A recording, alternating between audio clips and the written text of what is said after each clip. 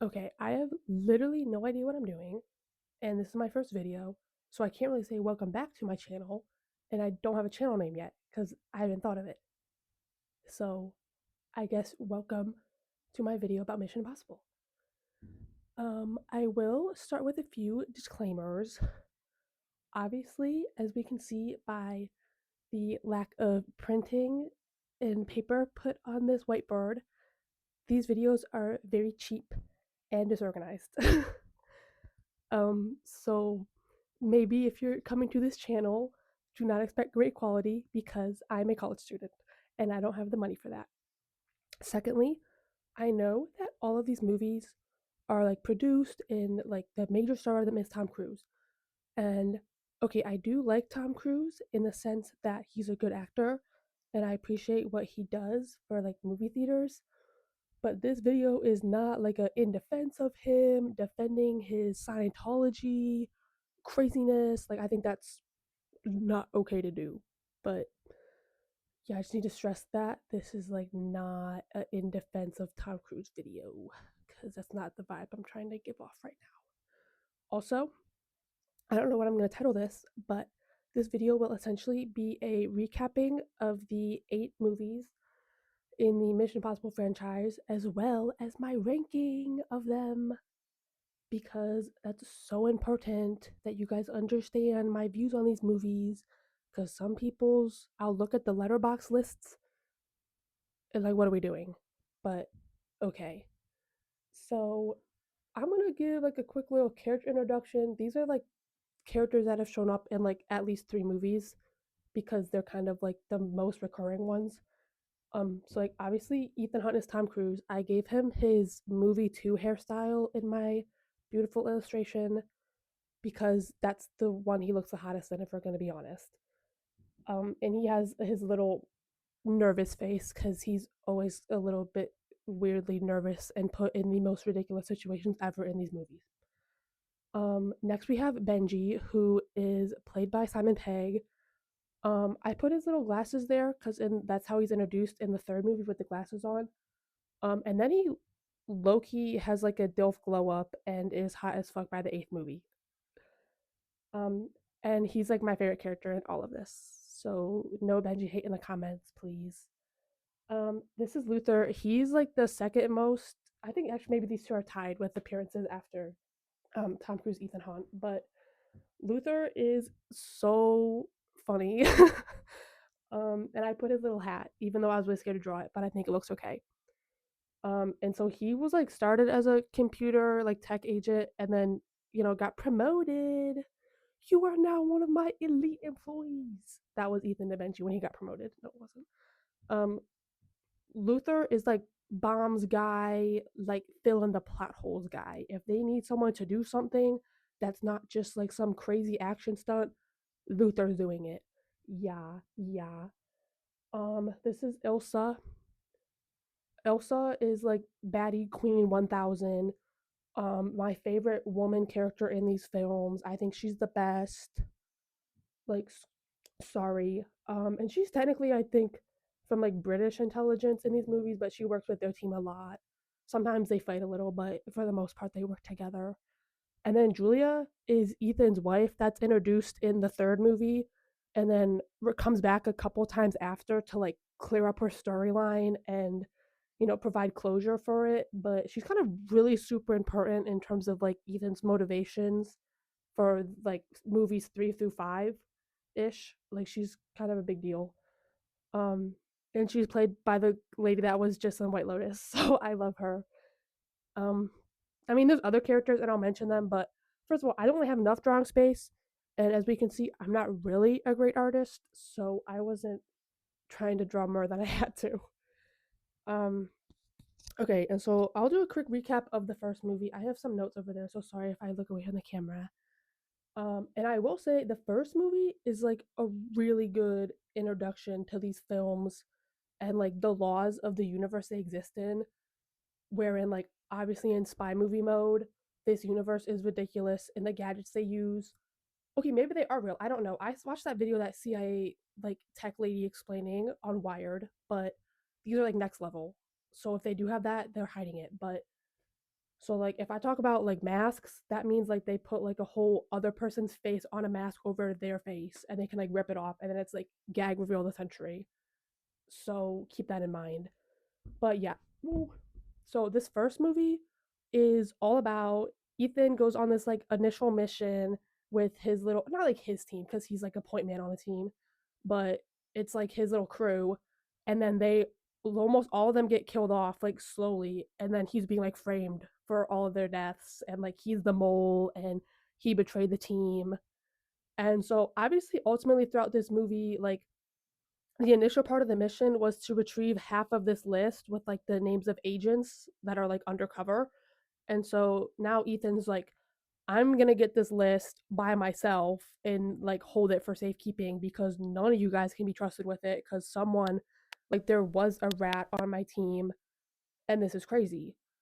So he goes through this like whole secondary mission after his first mission flopped, where one of them does survive and she helps him out, but then it turns out the real mole was her husband, who was also on the team, and he was framing Ethan and like setting Ethan up to take the blame for this whole like mole situation. But Ethan, bad he is, makes it out, of course. I'll go more into detail with like my favorite scenes from these movies when I do my rankings. But essentially, the first movie ends with Ethan like clearing his name, and then he gets on a plane to come because that was all in Europe. He gets on a plane to come back to the US, and when he's on the plane, he gets another mission and he accepts it. So you see that like he's fully back in the IMF, which is Impossible Missions First, which is what he works for. And he's fully back in the IMF and doing missions again. So, you know, not a cliffhanger too much on that second movie or the first movie, sorry. This and Luther is introduced in that movie as well. He helps Ethan meet a pilot and do some hacking stuff because Luther can do everything in the universe. I will say the second movie, I would say this is my one I remember the least about and the one that I had the least notes on. But okay, I had like some major issues getting my notes up. So this is the plot to the second movie. So basically, this one follows Ethan trying to track down this like infective virus that this like basically evil scientist made. That's essentially the plot. And the one so like okay, the first couple movies, Ethan just randomly has a girl on his team that's there to like for him to flirt with. And so for this movie, her name is Naya and she was like a criminal. So then like a lot of this is like she's helping him in the hopes that he can clear her record. In turn, she'll help him track down the virus and stop it from, being exposed to people. So ultimately, okay, this virus thing was like kind of a weak plot. And then this movie also randomly takes place in like China. I don't know, this is kind of the weakest movie of the franchise. I think I've already said that, but so then ultimately like they track down this virus. Luther is helping Ethan in this movie as well. And so it's Luther, Ethan, and Naya. And Naya does end up getting infected with the virus. But ultimately, at the end of the day, Luther finds a cure for her. Like he finds it from like a different scientist, and then he uses that cure to save Naya. And then Ethan is like, "Hey, this girl was super important in taking down this like evil scientist and his virus. Like, can we please clear her record?" And the IMF is like, "Okay, sure. Like she can go be a regular citizen." So okay, this movie's kind of not the best, and I don't remember it as much. So sorry that this recap of that one is shorter. The third movie. Okay, so yeah, the third movie has Philip Seymour Hoffman as the villain, and so this one is kind of weird because it starts off with Ethan like half retired, and he's with Julia, which is why she's important, and so they're fiancés, and Julia does not know he is in the IMF or kind of like used to be in the IMF. And so then obviously, you know, Ethan cannot have a nice life. So the IMF calls him and is like, "Hey, brother, we need you to come help take down this evil villain Davian because he has captured one of our other elite agents." And Ethan is like, "Bro, like F my life, bro." But he goes and helps anyway. But before he leaves, him and Julia get married. And so now he's hunting Davian, which is Philip Seymour Hoffman, and Davian wants this damn rabbit's foot, and Ethan is like, Okay, like I don't know what this thing is, but I should not let him have it. So ultimately that doesn't work and Davian ends up taking Julia hostage.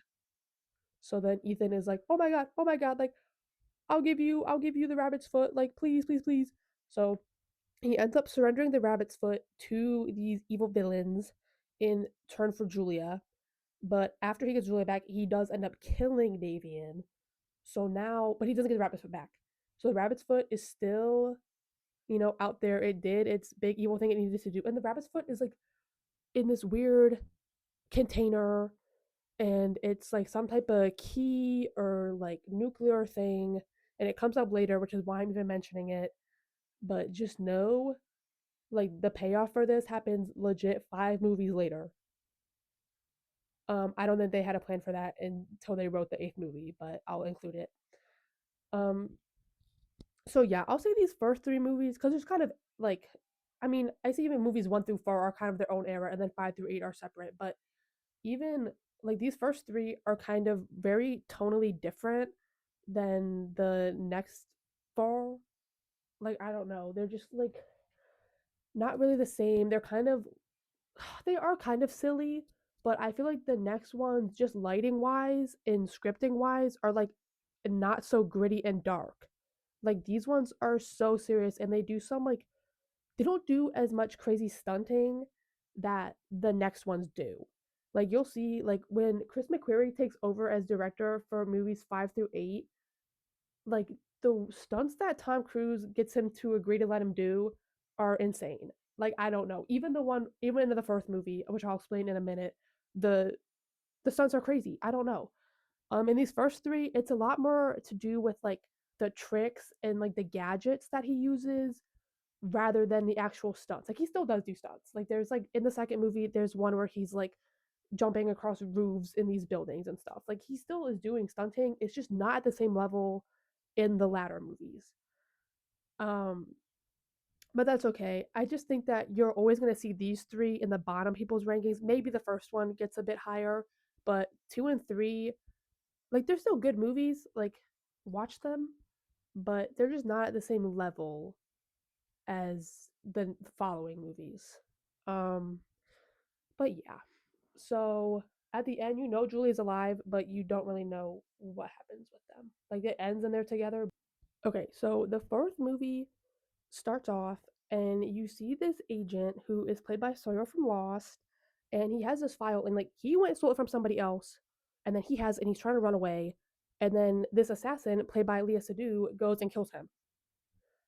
So rest in peace, Sawyer. So then after that, they cut to Ethan in this jail, and they don't explain why he's in jail, but he escapes jail with the help of Benji and this other agent Carter, and they help him to get out, and he helps his friend out. Like he had a friend in jail that he's like helps him escape with him. And so now the 3 of them learn that they have to go after this file that was just stolen by this assassin. And so they don't know what's in the file. So they go to the Kremlin in Russia to go get more information about what was in it. And they do this crazy sequence of events, like breaking in. I'll try to find pictures to put in here because this was like past the regular spy gadgets they use in the first 3 films. And so then they break into the Kremlin, Ethan and Benji, and they find out what's in the file. But then while they're in there, Ethan realizes, oh my god, we're about to be framed for bombing the Kremlin. Like we're in here, and this shit's about to blow. And like the person that like they're like putting the files in there on purpose to frame us. Like they're making it look like Benji and Ethan like broke into the Kremlin, bombed the Kremlin, and are like trying to target Russian agents, but they're not. Like they just wanted info on this file. So anyway, they get bombed. Like Benji makes it out like fine. Like he gets in with the team with Agent Carter and the other people, but Ethan gets like stuck in a bomb rubble, and he gets put in this Russian hospital where he's being guarded by these 2 just like Russian police officer agents. And so Ethan is like, I'm not gonna stay for this. So obviously he does some like ridiculous maneuvering and escapes the hospital. And he ends up getting picked up by like the IMF commissioner and this guy named Agent Brandt, who was played by Jeremy Renner. And so now Ethan's like in this car with these 2, and they're telling him like, we need you to get this file. Like we know what's in this file. Like go get it now. And as they're having this conversation and like talking about like someone's gonna sell this file to this guy who's gonna use it to like basically mass murder a bunch of people and like set these bombs off. And so Ethan's like, oh, like this is serious. And they're in this car, boom, shots through the window. They just killed the IMF commissioner guy. What? Okay, so now Brant and Ethan are like on the run and they end up meeting back up with uh Benji and Agent Carter, and they realize like we need to do like ghost protocol. Like we need to be off the grid. The IMF can't help us right now. Like they think I'm a criminal. Like we're on our own. So now they're like, all right, well, we want to get this file from, Leah Sedu's secret assassin lady. So we need to make a fake trade with her and pose as like a different villain. So it's like Ethan's team, assassin lady, and then this other guy, who was also trying to like buy the information, I think. And so they set it up where they're in the Burj Khalifa, first of all, film on site, okay. Um, and so they decide like, okay, we're gonna do like a double fake out where like with the masks, like, Jane, like Agent Jane Carter can pretend to be she puts the mask on, pretend to be Leah to this guy, and then Benji can go or not Benji, Brant can go pretend to be the other guy to Leah Sedu's character. And this was supposed to go off better than it did, and then they got there, their mask machine is broken. It is not printing masks. Oh no.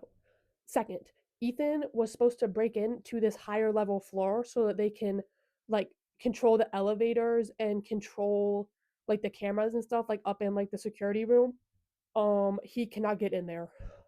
This was so stressful. He's like on the side of the building and he has these like gloves that can stick to glass, and then the glove is like turning off and breaking and he's stuck there with one glove, and then he does this like Die Hard esque like wrap myself in this like fire hose and jump to this building. Oh my god. But eventually the plan works out and they exchange diamonds for this list of names. But then they find out that that was like not really what they needed. Like, I don't know. Oh, and when they're in this meeting, Agent Carter does kill Leah Sedu's character for killing Sawyer from Lost because that was her boyfriend. Okay, so this plan is like this whole mission is kind of flopping right now. Like nothing is going to plan. Like we're getting nowhere. Oh, and the other guy gets away. That they needed him for contacts. Like the other guy they were double teaming. He gets away and escapes in a sandstorm that's appearing. And then they're like, well, we really need to go track that guy down. Like he stole the list. Actually, by the way, Ethan did not get the list. Because he realized this was like not, the real assassin lady, and they were like playing in his face. So now they have to go to this like billionaire's house because they know he has information about where the escapee has gone. This scene is crazy. They're at this party and Ethan is like, okay, Agent Carter, I need you to go seduce this man. And she does, like she was successful. And so they get what they need. But as they're doing this, Ethan's guy that he took out of the jail, all that like 45 minutes to an hour ago in the film, Ethan is like talking to him and he's like, hey, where do you think this guy would go? He has information about like bombs and, people that are secret agents. And the guy tells him, like, oh, he's gonna be like at this place. But then so then Ethan leaves. And then the agents from the damn Kremlin, all that time ago, also pull up to that guy and are like, hey, you know, like, where's Ethan Hunt? He says, oh, he's gonna be here. Cannot catch a break, this movie, bro. Cannot catch a break. So eventually, this whole thing culminates in this crazy fight in this like multi-story circular car garage where Ethan is chasing down this guy because he has set off a bomb, and Ethan is like, we need you to, prevent, like, stop the bomb, like cancel the bomb basically. And the guy's like, I'm not gonna do that. Okay, so Ethan's like, well, fine. So him and Ethan fight in this car garage. They're driving cars because it's like circular with a hollow middle. They're driving cars into the middle, trying to hit each other, falling off of cars down like 3 stories. This would kill any human being, but I guess Ethan Hunt isn't human because keep in mind this is like a day after he just crashed through a window in the Burj Khalifa. It's okay though. So obviously, eventually, they are both down to this final level, like they're fighting.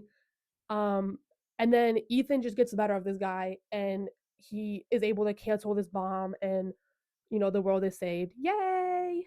So like, that was like the fourth movie. The fifth movie is where this gets really, really good.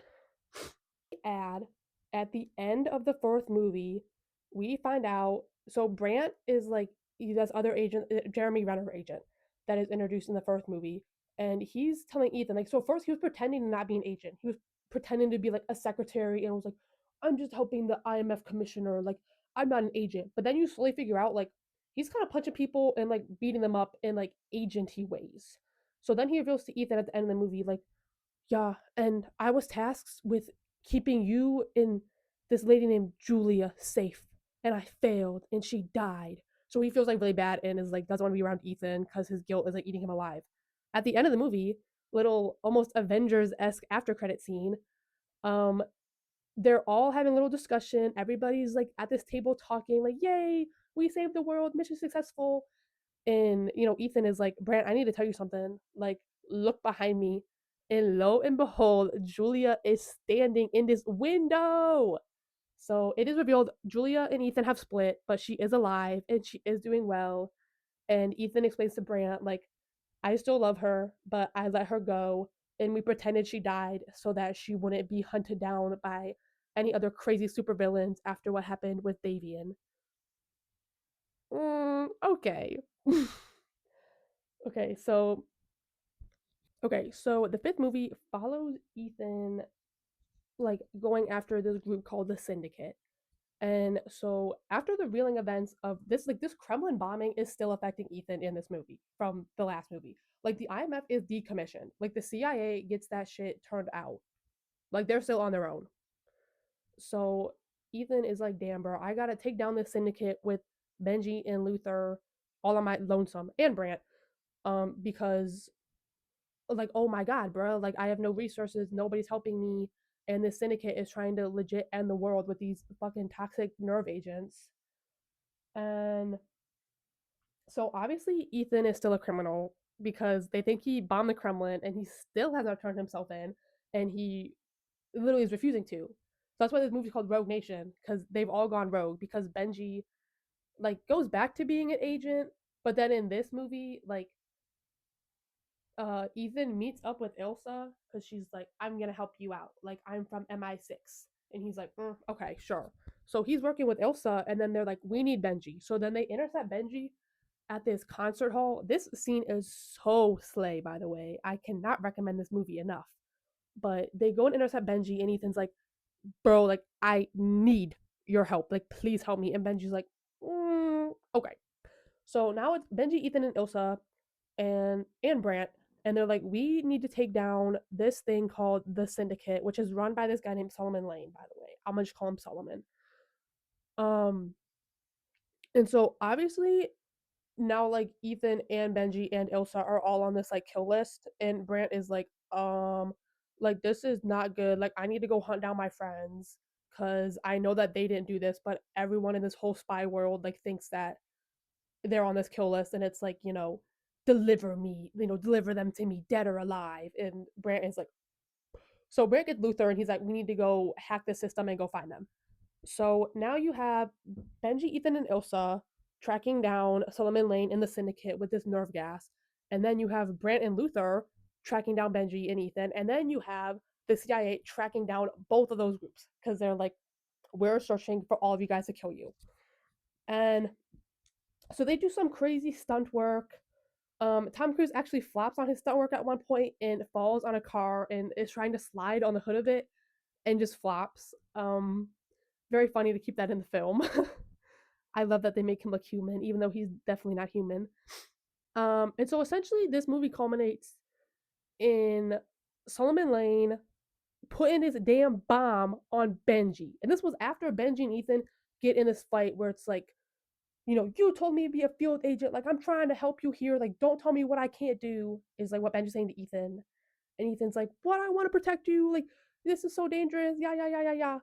Okay, so like ultimately Ethan is right because Benji does get taken hostage and gets a bomb put on him. Okay, so like not a good look for a new field agent. I'm so sorry, Benji. Um and they also find out that Ilsa is like being framed because like she was set on a mission to help them, but then her government is like the ones that are supplying Solomon Lane with information about how to like get these agents and put them into action. So now it's like, oh, like why is like the head of MI6 evil? So MI6, okay, head of MI6 is evil, and Solomon Lane is evil, and they're working together. And Solomon Lane has just put a bomb on Benji. So Ethan and Ilsa pull up to Benji with his bomb on him, and Solomon Lane's just standing there. He's like, "I'm gonna blow him up. Like I'm threatening your friend right now. I'm gonna blow him up if you guys do not leave me alone." And so like Ethan and Ilsa work out a deal where it's like I will take like Ethan's like I will take Benji's place, like put the bomb on me, let him go. Okay, not like Benji being the fucking princess. Whoa. Um so then like this whole thing goes down and they are able to take down Solomon Lane and the head of the CIA sees them do this. So like they get him to witness them taking down Solomon Lane and they actually use his own nerve agent against him and they trap him in this like glass box and like nerve agent him so he like passes out. It was kind of fun. It was kind of gaggy. Um and let me also say the head of the CIA is played by Alec Baldwin. Bruh, this is so funny. So then he witnesses them do this, so he's like, everybody's name is cleared, like, yay! So the whole team is together at this point, like Ethan, Benji, Luther, Ilsa, and Brant, but he leaves after this movie. Kind of sad. He was kind of a good character. And so then they're all celebrating and they're like, yay, the IMF is no longer decommissioned. Like we can finally be an actual agency again and like not be on rogue missions all the time. So they're kind of excited. And this movie kind of ends on a really happy note, even though Benji got taken hostage and like everything is just kind of bad. And like Ethan gets the shit bit out of him multiple times. But it's okay. Because in the end they win. And they don't have to kill the villain. Solomon Lane lives. Is that good or bad? We're about to find out in the sixth movie. It's actually really, really bad. So the sixth movie starts, and you find out okay, so Solomon Lane is still alive, and they're like pumping him for information because out of the syndicate, they've obviously destroyed it because they like took the head of it like to jail. So like the whole thing kind of crumbles. But out of the ashes of it rises this group called the Apostles. And okay, kind of dumb name, but whatever. So the Apostles are, run by the remaining members of the syndicate. And let me say this, the syndicate was like a lot of secret agents that had like deflected and are part of the evil, world now. And so there's one specific Agent Lark, and that's like the main thing they're trying to figure out this whole movie is who is Agent Lark, and he's trying to like restart all of the nerve gas agent stuff and nuclear bomb stuff that the syndicate was trying to do. So he's trying to, make these nuclear bombs go off in specific areas that would target big civilian populations, but not like the population itself, like the water supply. So then the population would slowly die because they have no water. Like super evil shit, not just regular evil. And so in this movie, we get Ethan and Ilsa, and they're teaming up with Agent Henry Cavill. I do not remember his name, but he's Henry Cavill. That's all you need to know. And so they're like doing this mission and they need to hunt down who they think is Agent Lark. And they end up going to this party in finding him in the bathroom and they go to beat him up. And this guy's kind of whooping ass. Like this is a 3v1 and he's holding his own for a decent part of it. But eventually, because they need his face to make a mask so they can pretend to be him to make a deal with this lady Alana so that she'll trust them and help them. Because she's like an arms dealer and she's like doesn't do anything unless for herself. And so they're in this bathroom and they're like, okay, we're beating him up, but don't kill him. Like we need his face. So obviously shit goes wrong and he's dead. Terrible, bro. Every mission Ethan does cannot go well. So now they're like, okay, well, we're gonna just have to wing it and pretend to be Agent Lark. Like Ethan's like, I'm gonna have to pretend that I've switched teams and I'm him. Because we can't make the mask because someone blew a bullet the hole through his head. Oops. So now he meets up with Alana, who is played by Vanessa Kirby, by the way. Um, And he meets up with her and he helps her get out of this bar because he's like, we need to escape. Like, I need you to help me. Like, I'm Agent Lark. I need you to help me with this mission of mine. And like, we need to, get these nuclear reactor cores to set these bombs because she's like the seller of them. Like, she knows who's selling them. And so she does, like, Ethan helps her out of this bar where she's getting targeted, and she does tell them where they need to go.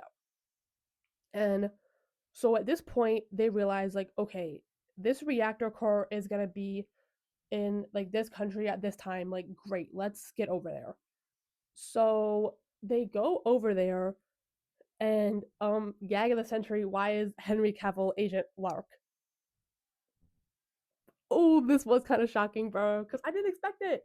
Because he's with the CIA, so you just think, okay, like the tension between these characters is just because he's in the CIA, not because he's evil. Like they're just like competing organizations. But no, it is because he's evil and he's in the evil organization. But anyway, so then like they meet up and they all go to, I don't know what country it is. Sorry. And then it turns out that like Julia's there because she's a doctor and she's there for humanitarian aid, like Doctors Without Borders type of stuff. And she's there with her new husband. Oh, so that's kind of crazy. New husband.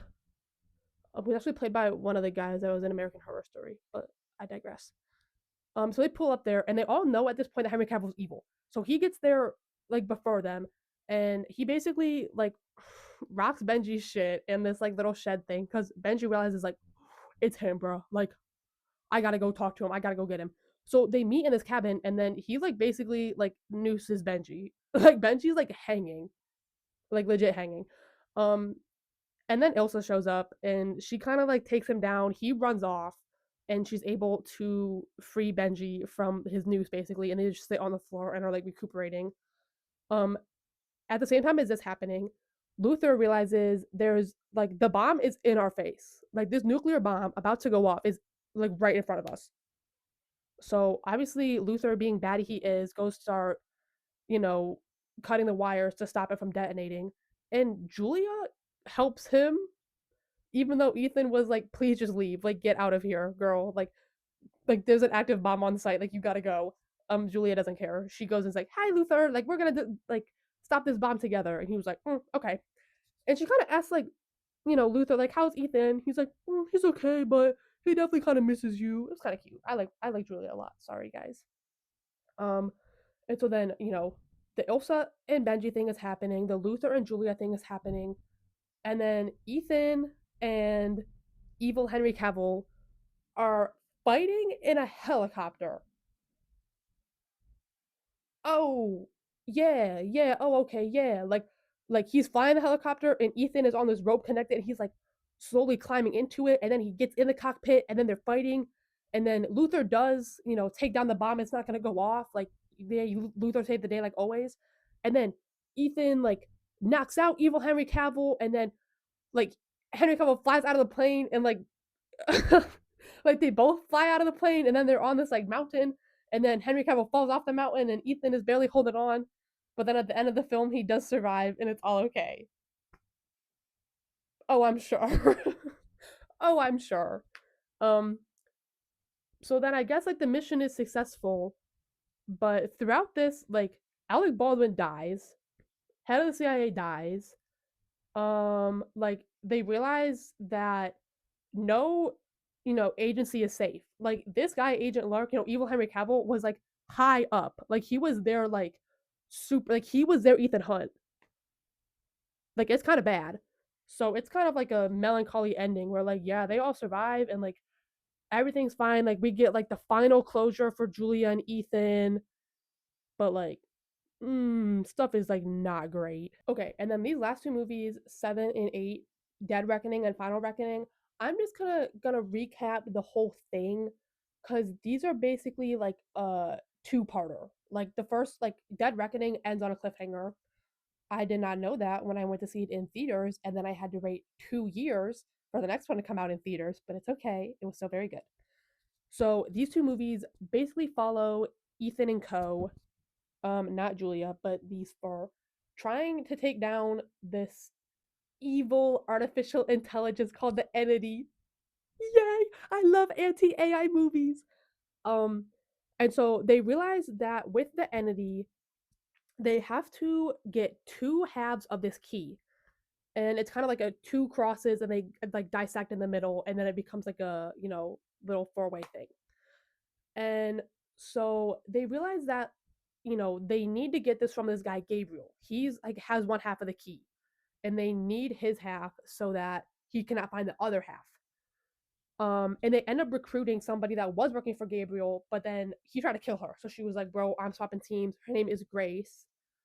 She's played by Haley Atwell, and so Grace kind of joins their team for these two movies, and she's actually quite helpful. I quite like her character. People were kind of not fond of her. I like her. I think she's fun.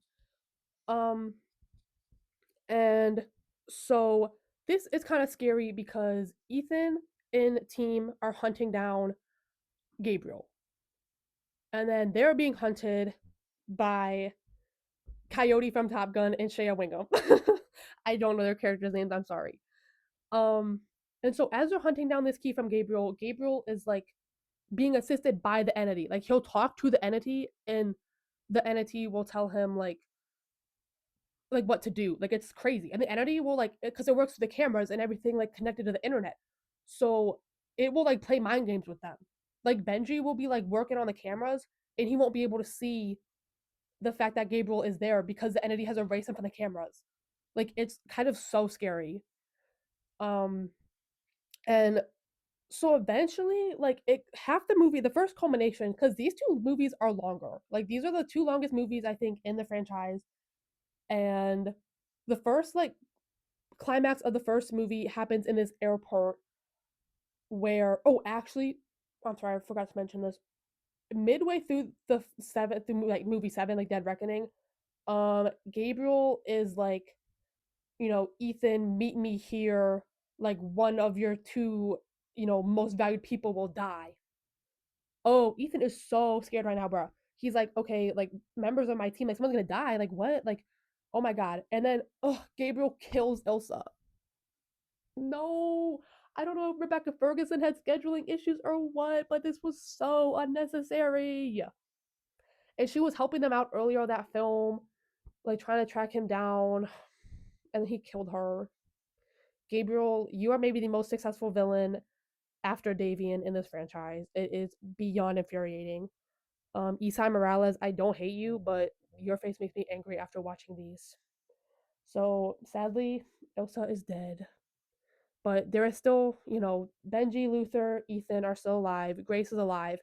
And they're at this airport and they're trying to track Gabriel. But as I was saying, like the Entity will erase him like from existence. Like he'll just be gone because he won't be on the cameras. And then the Entity will like play tricks with them and like make messages out of nothing. Like it was so scary. And so they realize there's a bomb in this airport. Boom. So Benji is like, okay, like shit, let me go down there and try to defuse this bomb. Like Ethan and Grace keep hunting down Gabriel, like to your best ability because the Entity is helping him out and like he's literally underground. So they go to this bomb and the Entity is like in the bomb, like talking to Benji and like using him for information. But like Benji has to be truthful because Entity has his entire record of everything he's ever done because it's on the internet. Oh, this was so sad. And the Entity is like, like what do you love most in this world? Because obviously it's gonna use it against him later. And Benji says, "My friends." No, this was so sad in the theater. I was okay tearing up. Like, leave him alone. um, so they all end up making it out of this airport. It's all okay. Benji defuses the bomb by answering the questions, even though now they know, like, okay, shit, like the Entity like kind of knows all about us, and it like knows our like Benji's like deepest like fears and stuff. So like we're kind of fucked. Like it has the upper hand on us. Um, so now they're like on the run. They're still chasing him. They're still chasing Gabriel because he still has his damn key. And so it all culminates on this like final train battle, and they're on this train. So Gabriel has this assassin on his side because he had Grace and he dropped Grace because she was like, "I'm done with you." So now we have somebody else. played by Pom Clementef, named Paris. And, Ethan and Co tell Paris, like, bro, Gabriel's about to drop you. Like, he's about to kill you like he tried to kill Grace. Like, the fact. Like, he's not going to be helpful to you. And then she tries to kind of hunt them, tries to, like, help Gabriel out because she's like, oh, they're lying to me, whatever. But then Gabriel does try to kill her. So then, whatever. She's, like, is stuck in this train and she kind of, like, realizes, like, well, shit, bro. Like, he did try to kill me. Like, you guys were right. Like the entity, like, probably knew he was gonna do that. Like, I don't trust this system anymore. Like, I don't trust Gabriel and the entity. Like, whatever. But she gets left on the train. Um, and so on this train, Gabriel and Ethan make their way to the top of the train because they're fighting on the top of the train. And Ethan is like almost about to get the better of Gabriel. And then who shows up but damn Shea Wingham? Oh, brother, Ethan cannot catch a break. Every time he gets close to getting Gabriel, someone comes in the way. And like Shea Wingham doesn't understand that like Ethan is in the right here for trying to get this key and that like they need to take down Gabriel. But then Gabriel makes another escape because it's like I don't know if that's person of interest, but you know how the machine talks to Root and she like knows where to go? That's literally Gabriel with the entity. Like it tells him like jump right now and he jumps and he lands on a truck that has like garbage on it, so he escapes the train. So now they're all stuck on this train, and the train actually ends up getting like derailed. And so Ethan and Grace like almost fall off the train. Like the train is like open. Like part of the carts fall off, and then it's just a fucking open cart. And then like to the ground. Like you would just die if you fell. But they end up escaping. And then everybody ends up off this train. So now they're still trying to track him. Like Ethan is like, we need to get this damn key. And so then like Ethan goes and they get off this train and Ethan gets on this damn motorcycle and essentially like everybody else is like, at this base or whatever. And then Ethan's on this fucking motorcycle and Benji's like where are you going? Like what are you trying to do? Like you're not gonna catch him. And Ethan's like, I have to try. And then he gets on this motorcycle and he drives off a cliff. And then he like parachutes the rest of the way down. But he still doesn't get him. Because I remember this movie ended on a cliffhanger and I was so mad.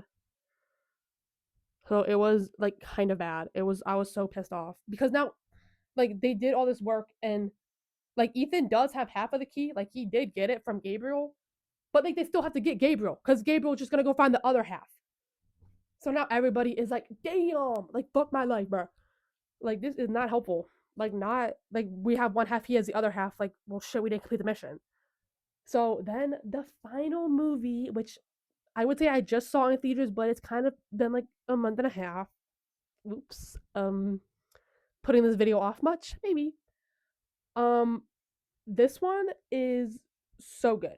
So this one starts like a couple months after the last movie. And so in this time, Luther has been doing some like coding and hacking and stuff to basically figure out like a coding death sequence that would like kill the entity, if that makes sense. I don't know. This is like science stuff that I don't understand because I'm a history major, but it's gonna put like a virus in the code and then kill the entity. And so Luther creates it, and then fucking Gabriel. So then, like, they're in this underground base, by the way, Ethan, Benji, and Luther. And so Ethan and Benji go out, and Luther is still down there because they go and meet up with Grace, um, and they go talk about some stuff regarding a later mission. And then you find out when they're gone for this like split second because they were like, purposely distracted. Gabriel somehow gets down there and gets this fucking bomb by Luther. And Luther's already sick, by the way. Like this was like a thing that happened in the first movie. Like he was kind of sick. Like I don't think they say what, but he was sick. And then they get to this bomb, and Luther is at this bomb, and he's like begging Ethan, like, take this code, like this little, like, because it's like on a keychain, like a necklace thing. He's like, take this and like get out of here, because this bomb is about to blow up. Like, I'm about to die. And he accepts his death because he's sick anyway. But this was so sad. Like, Ethan was like, no, I'm gonna say, Ethan stays like to the very last second. Like, he has like 5 seconds to get out of these damn catacombs and out into the street. Like, this was so sad. I felt so bad. So now Luther dies, bruh. We have lost two people on the whiteboard. this was shocking to me. Like, I really thought they were gonna kill Benji going into this movie, and he doesn't die. I'll say this now. But for them to kill Luther, I was shocked. I just figured they like were gonna have him do what he always does, where he's kind of just in the background, like in the shadows. To kill him? What? So that was not great. So then, um, like they all realize that this code that they have from Luther, this virus to like infect the code, they need to go down and get the original source code for the entity from this submarine called this Vasipol. And this Vasipol is like underwater off the coast of Alaska, like between Alaska and Russia. And so like at this point, like Ethan is apprehended by Shea Wingham. Finally, he catches up to Ethan. Ethan's like, "Fuck my life, bro! Like, we need to go to this damn submarine." Like, so Ethan gets taken in to go see the president, played by none other than Angela Bassett. Oh yeah, I wish that was reality I was living in, where Angela Bassett was president. I wish we were living in a reality where a black woman was president. But lo and behold, I live in the U.S., so that's not gonna happen. Anyway, so at this point now, Benji and Coyote from Top Gun go to this prison to go rescue Paris from the last movie. Because now, like, she kind of knows Gabriel's inner workings and what he's after because she was teamed up with him for a while. This was the only use of masks in this movie, which I think is a little devastating because in Dead Reckoning, they had a really gaggy mask moment where Ethan literally is masking as like the president of the IMF. Like that was so funny, but this mask is only like they do it for like 2 seconds, and they're just like masking as these random agents that are holding, like bringing Paris out as like a detainee. But they recruit her, and they recruit, Kyrie from Top Gun. Like he's defected from Agent Wingham, or not? Okay, Shia Wingham, bro. I don't know what his name is. Sorry. Um. So then now, Benji, Grace, Paris, and Cody from Top Gun are their own little team, and Ethan is obviously now with the president because he's been arrested. And before he gets arrested, Ethan and the team find out, like, Paris comes and shows them this is where Gabriel communicates with the entity, and it's this like box with like a face mask. Like, have you ever seen those people do like the red light therapy where it's like a metal mask over their face? That's what Ethan, like, that's how he talks to the entity. So Ethan goes in the box to go talk to the entity, I guess, which, like, I don't know that I would have talked to it because now it's like all in your head, but whatever. So he like talks to the entity, and the entity is like, I know you, like, I know what you're gonna do, like, you're so predictable, like, blah blah blah blah blah. And Ethan is like, boom, like, fuck my life. Um, so then him and Benji make this plan where he's like, I'm gonna go to this submarine in the ocean, and you're gonna go to this like secret Alaska base where like they have these like super good coders. Okay, not it's not coding. I don't know what it's called, but I'm sorry. I'm sorry, I'm not a super spy agent. So basically, like Benji and Co. being, like Grace and everybody else needs to go to this Alaska base, and Ethan is gonna go down in the submarine. But obviously, Ethan gets taken first by Shea Wingham and gets taken to the president. Oh, Ethan is like, bro, I'm exhausted. Ethan still has his half of the key. Um, and so now, like, Ethan is like, bro, f my life, bro. Like, I'm not being detained on this prison base right now, like this, Marshall base. And so when he's there, President Angela Bassett explains to Ethan, like, we know you talk to the entity, like, this is like dangerous, like, we don't want you doing this. But Ethan is like, no, like, you don't understand, like, I can stop this, like, I can stop the entity. And obviously Angela Bassett is like, really, because like the entity is hacking into countries that have like nuclear weapons and is like gaining access to their arsenals. So it already had access to, like, I think it was like China and stuff. And she's like, well, bro, like, they haven't got like the US's arsenal yet, but they're about to. Like, can we trust you to get this done in this time frame? Or, am I gonna need to like set these bombs off before they start bombing me? And Ethan is like, I need you to trust me one last time. Oh, this was so gaggy. So she lets Ethan go, and she actually sets up to help him. She gives him this little letter so that he can show to some people in the, like this Navy Air Force base like on the water, so that he will be let to go to the submarine. And so she does help him out. Thank you, President Angela Bassett. And he gets to this Navy base, and uh, there he meets Rebecca from Ted Lasso, and he gives her the letter from President Angela Bassett, and it just has a date, but the date is the release date of the first film. And like, okay, in the universe, it means something different, obviously, between these two women. But that's such a good little like teaser, like ha ha ha, like you guys know that date. It's the first date that we premiered. Like, that's so cute. Anyway, she does help him. She gets him in like a fighter jet helicopter thing with these two pilots, and they realize like to drop him to get to like this initial submarine, which he'll take that submarine to get down to the Sevastopol that has the original coding for the entity. They realize like shit, we have to fly over like Russian airspace. So they're flying and they're like, Ethan, we need to just drop you in the ocean right now. Like, you need to just pray that you're able to make it to this submarine because these Russians are about to literally get us. Everybody's on super high alert because their arsenals have been taken over and everybody's like ready to nuke each other. So they're like, all right, bro, like praying for you, Ethan.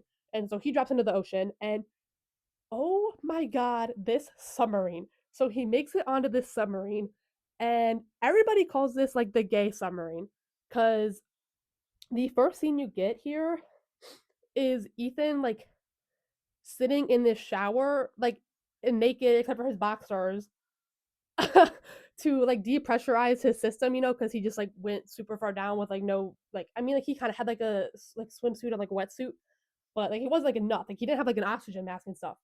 But he gets into the submarine. He's sitting there in his damn tidy whities. Tremel Tillman is the captain of this ship, and Butch Katie O'Brien is sitting behind him. When this happened in theaters, me and my one friend were literally like jumping up and down. We were crying. Like, this was just so funny. And so obviously the captain is like, bro, like you're fucking crazy. Like Captain Tremel Tillman is gagged because like you did not just jump out of that airplane and manage to meander your way into the submarine. But he's like, all right, like nonetheless, I will help you. Like I can give you this suit, and this suit can maybe help you get down there, and I can have enough oxygen supply for this. But do not take off the suit. Like he tells Ethan, like, don't take this thing off. And Ethan's like, yeah, all right, all right. And so before he leaves, he kind of has to still like repressure his system to being that down under. So he's on this treadmill and he has like an oxygen, I think, mask on. And so he's like running, still in his damn tidy whities, by the way. Still fucking half naked. Okay, sure. Um, and so whatever. He's like in this thing, and while he's on the submarine, he also tells them like, I need you guys to surface as I leave the submarine so that you can project the coordinates of where I am to Benji and the other team in the cabin in Alaska. And so before he goes down, he's in this oxygen mask running on this treadmill, and someone on the ship tries to attack him. Oh my gosh. The entity has people everywhere. So it's okay. Ethan escapes this guy. Even though this guy is like nearly stabbing naked Ethan. But crazy, Butch Katie O'Brien takes him out. So again, we were jumping up and down cheering. Like Butch saves the day again. Why yes. So then eventually, they get their timing right, and Ethan is like, goodbye, Captain Tremel Tillman. Please go send your coordinates to my people. And then he jumps out the submarine and he goes down to the Sevastopol submarine. And this scene is maybe the most tense scene I have ever watched in theaters. Okay, you gotta understand, like, he's in the water, he gets down to the submarine itself starts like rolling around, and then there's still bombs in the submarine. So he's rolling around, there's bombs rolling around, like slightly touching each other. You think this shit is about to blow any damn minute. And Ethan is like literally cannot catch a break. Anytime he gets to an area with no water, like he can kind of breathe normally, like he's not super underwater, like compressured. Why does it keep rolling? Like, oh my god, this was so stressful. There's like no background music.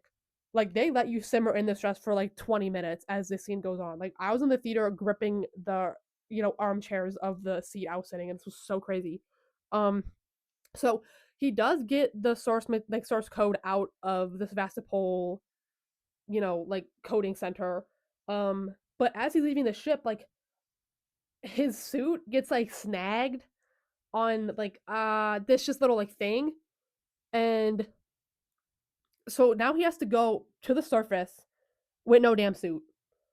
Oh, brother. So that's Ethan. Let me give you a quick rundown on what happened with the other team, with Benji's team.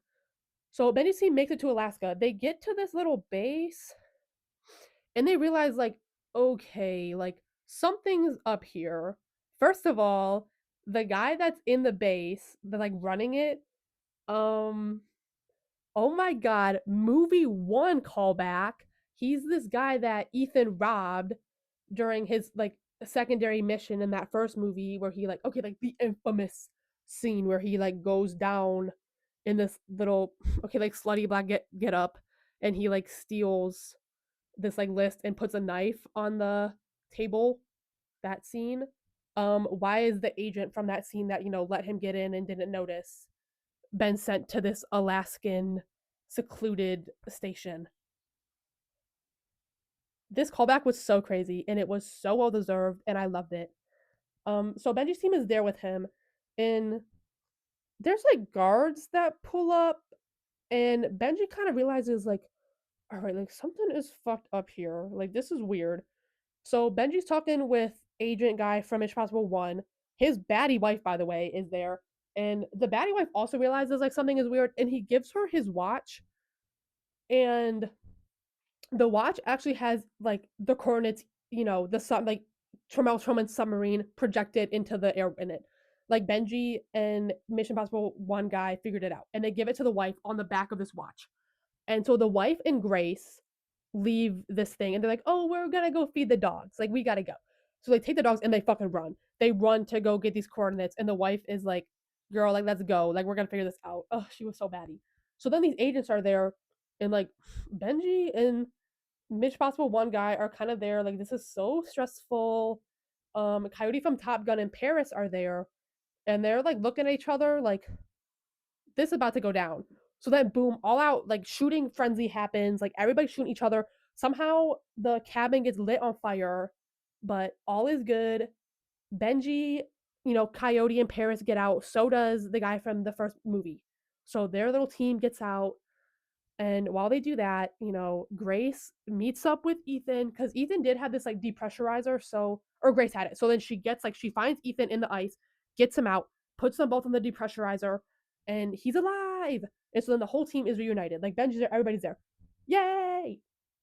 But then they realize, like, you know, we still need to meet up with Gabriel and get this other half of the key. And, you know, we need to, you know, basically like turn off the entity. Like, we need to put this virus in it and get its source code, like, done so that this is no longer an issue. So they realize that he is going to this like base thing. Like I don't even know. I think it's okay. Like it's called like a Doomsday Vault. It was introduced in the third movie, which again, this is the callback to the damn Rabbit's Foot because the Rabbit's Foot had to do with this Doomsday base, which is in Africa. So then they all go to Africa where they meet up with Gabriel, and they're in this like cave kind of thing. So that's where the vault is, and so like Ethan realizes like okay, Gabriel has like Luther's key, but he doesn't realize what it does. Like you know, like Gabriel doesn't realize that like that's like the virus code that's gonna destroy the entity because he's like dumb. So Ethan uh is able to okay. So this scene is kind of confusing because so much happens at once. So they get into this cave. They see Gabriel and his little like squad, like his evil people. And then they realize in this like you know cave vault there's a bomb, and so now there's like people. Okay, so the wife and the guy from the first movie and then Coyote from Top Gun are working to defuse a bomb. In the other part of the cave there's a shootout happening, you know, between Gabriel's guys and like Paris and Benji and Grace. And then Ethan, they're all like, Ethan, get the fuck out, like go chase Gabriel. So Ethan is chasing Gabriel out of the cave. Group one is trying to defuse a bomb, and group two is having a shootout. So, you know, group two is also like they have to have Grace, you know, inflict this code at the very right second to like stop the entity from working. So this was craziness. This was like all going on at once. This was like super tense. This movie was so good, by the way, guys. Um, and so they're like doing all this at once, and they do successfully. Team one gets the bomb diffused. Like it was really scary for a second. I thought they were gonna die. I was so sad, but they make it out, and they're with group two. Group two takes down Gabriel's bad guy men, and Grace is getting ready to do her computer shit. And why does Benji reveal like he's like, "Ugh, I'm glad Ethan finally left. He wouldn't have left if he knew this. Why he would have been shot? Why would you do this to me, bro?" I was in that theater and I went into this movie thinking Benji was gonna die. I was standing there like, fuck. Like I knew I was like, this is the end. Like they're gonna kill him. Like wow, like this is really it. Like rest in peace to my favorite character. Like this is ever okay. This has happened to me before, but this was so sad. I was like, I haven't watched it in a theater before. Like what? What are they gonna do? And so as Grace is trying to like put in this code at the right moment, Benji is like having a tension pneumothorax, and he's being Jack Shepard right now. He's like, I need you to put like a like cut into me right here and then stab it in my lung. And Paris is like, me? But she does it anyway. So they do their half the mission successful. Part one is already successful. They like stop the bomb from detonating. So now all they're waiting for is for Ethan to get Gabriel to basically like virus poison the entity, and then Grace has already done her bit where she like stops the entity from having outreach or something. And why are Ethan and Gabriel doing a double biplane fight? So this was maybe the craziest stunt yet. And like I'll mention some of the other stunts probably when I do my rankings, but this was like next level. Like I don't even know. I don't even know. This was crazy. But ultimately, like Ethan does, stop Gabriel from doing like what he needs to get done to keep the entity alive. And after Ethan does this, like Ethan's already abandoned his biplane, by the way. He's already like got onto Gabriel's. Gabriel then falls out of this biplane, but this biplane is like super damaged and there's no way to land it. So now Ethan is stuck in this biplane. Gabriel's dead, and this biplane is going down. And Ethan's like, okay, like fuck it, like let me jump. So he jumps with this parachute. Why does the parachute catch on fire? And why did Tom Cruise do this in real life? Like he like parachuted with the parachute that was on fire. Who on production signed off on this decision? Regardless. Ethan does make it down to the ground and he does survive. And it was really close. And you'll never guess who meets him on the ground. Shea Wingham. Oh, brother. But he realizes, like, Ethan, I was wrong. Like, you were trying to stop this all along. I'm so sorry for not believing you. And then he, like, gives him a, hold, like, shakes his hand and then, like, goes in for that hug. This was so funny to me. I'm sorry. And then the movie ends and you get a nice little voiceover from Luther from Beyond the Grave. And he's being like, like your life isn't just one decision, it's the culmination of all of your decisions. Like it was a very nice ending. And then you see that everybody, like Benji, Grace, uh, Coyote from Top Gun, Paris, Shea Wingham, and Ethan are all alive and they all go their separate ways and the movie ends. And I think it was a really nice ending to the series. I think it was a great ending. People might not agree with me. And okay, people's big thing with this movie is that they say they had to put like a bunch of context in it, so it kept doing like flashbacks. But like, I don't. It was helpful to me. Like my friend hadn't seen any of the movies in the theater, and she still knew what was happening. So I liked it. But 1 second, and I will have my rankings to reveal to you. Okay, so here is my ranking.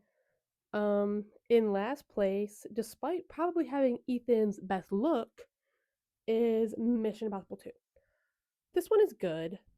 The stunts just aren't as impressive. There's not as many like good gadget reveals or anything. And to be honest, it's kind of forgettable. It doesn't help that this movie has like no reoccurring characters. Like Ethan is the only one that's reoccurring here. Like nobody else really shows up that like you have any connection to. So it's kind of hard to get into the movie and care about these people because they're like random people. Like you don't know them. Um, After that, in seventh place is Mission Impossible 3. Kind of suffers from the same issue, but is definitely above the second movie. For one, because Philip Seymour Hoffman is the villain and he does an excellent job as usual. Second, they introduced Julia. And I think that this, like, people can say what they will about women always kind of having to be like the victim in these movies. I actually think Mission Impossible does a good job of not doing that with other characters such as like Ilsa and Grace and stuff like that, and Agent Carter for that matter too in the like second movie or in the first movie. And I do think Julia has like interesting moments. Like in this first film, she kind of doesn't do a lot, but she's still kind of complex because she's dealing with her relationship with Ethan and being held hostage, but she doesn't even know that like Ethan has this secret life, the secret IMF life that she didn't knows about. So I think she's a very interesting character, and I think that she tends to get kind of hated on sometimes, and I think she does nothing wrong, and I think she's like a victim of circumstance. And I think, yeah, this movie is just a little bit better than the second movie, and it has more relevance to later movies. Like as I said, like issues from this movie arise later, and like Final Reckoning and such, and like even stuff like Julia arises in the first movie and in the sixth movie. So it kind of helps. In sixth place is the first one. I would say the first is my favorite of this original like trilogy, just because I think like the cinematography on this one is my favorite. There's one scene in like the beginning of the movie where Ethan is having a meeting with like the commissioner of the IMF, and he realizes during this meeting, like, oh my god, he thinks I'm the mole. And they're doing this crazy slow camera tilt this whole conversation. And like this was so good. This was like I watched this, I was like, oh, like this camera work is adding such tension to this scene. It was actually really fun to see.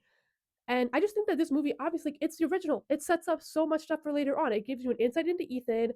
It lets you know that, like, he's a star player here. He does a lot for his team. Like, he is devastated when his original team is, like, slowly killed off and they're framing him. Like, this is but it also sets, like, a good precedent of, like, why maybe the higher ups of the IMF are kind of untrustworthy with him regarding actions in the later movies. Like, it makes sense, like, why he's still part of the organization, but he doesn't really have everybody's full trust anymore. So I just think it was kind of the best of the original three, and it's a good standalone movie as well. Like you could watch this movie and not watch any of the other ones, and you'd be like, yeah, I know what's happening. Like I mean, obviously it's the first one, but still, like it's just such a good movie. My fifth one is Dead Reckoning. Out of this two-parter with the seventh and eighth movies, I do think this is the weaker half. Um, but I mean, it was always gonna be the weaker half. It doesn't really have like a solidified ending because you end it and you still like Gabriel's not caught yet. Like obviously it's like a two-parter. And I do like this. I just feel like less goes on in this movie because it's a lot of setup for the payoff that happens in the next one. So it's just not super entertaining in the way that the other ones kind of are, especially like my top for like the top half of my ranking. This one's definitely still good. It's just not as good. But I do like the introduction of Haley Atwell's character here of Grace. I think she's a good character. I think she's entertaining. I think it's fun that she was originally working with the villain and then, deflected to their side. And I think it's interesting that she's like a pickpocket and she's like really good at it. And she has like, she's super sneaky. Like she's fun. But it just wasn't, you know, but it's always gonna be kind of lower because it's not a full movie really. It's one half of a two-part movie. In my first place is Ghost Protocol. I will say I think this one has some of my favorite stunts. I think the glass, the climbing on the Burj Khalifa with the glass gloves is really fun. I think, Benji and Agent Carter trying to do this like and Brent for that matter trying to do this like pull his double bluff on the, two villains of this movie is really fun. I think Ethan breaking out of the jail is fun.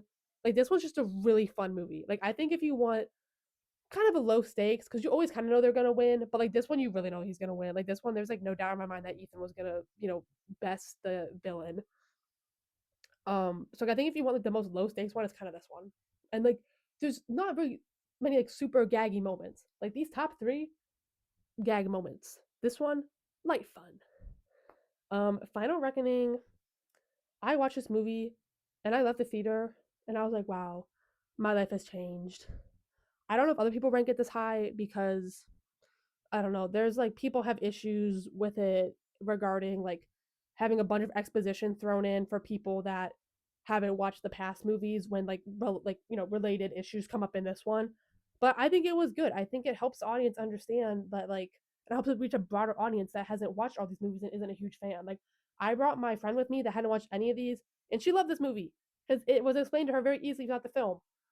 And I just think this was like a really nice ending to this series and it just really felt like definitive and I got closure and I loved it.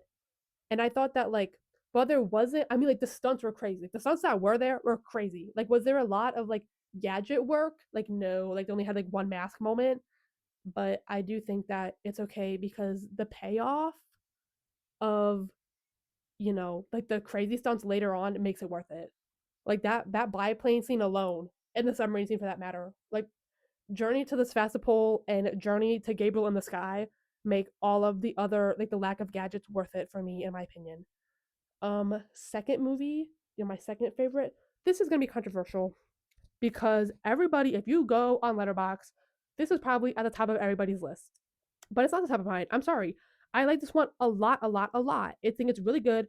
I like that, the movie starts and Ethan's jumping out of a plane. Or, okay, like, you know what I'm saying? Like, he's jumping out of this plane onto the Eiffel Tower. I'm kidding about the Eiffel Tower, but I and I think the reveal is gaggy. Like, I think the reveal of it being evil Henry Cavill is Agent Lark is interesting. I think it's fun.